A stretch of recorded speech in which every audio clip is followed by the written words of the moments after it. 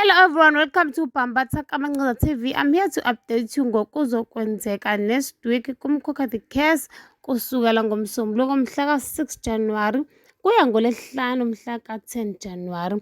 Ngomsombuluko mhla ka-6 January uzisebenzele his worries about Ntombi's family rejecting him.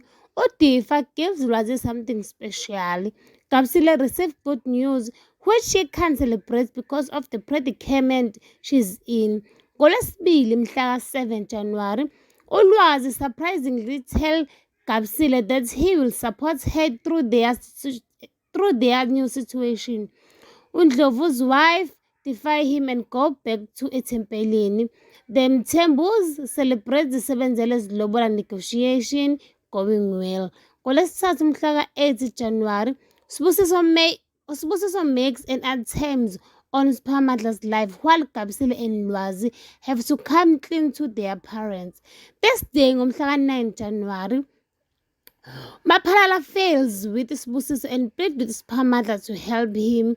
Kapsile and Mamzobo discuss her pregnancy and Mabusi buys Kapsile a brand new car.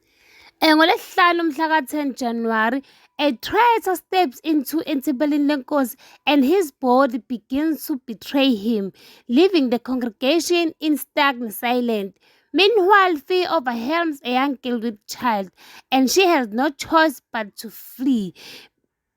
Ngiyayibamba lana-ke ungakhohlwa ukucindezela i-notification bell nokusubscribe noma ushiye umbono wakho. Bye.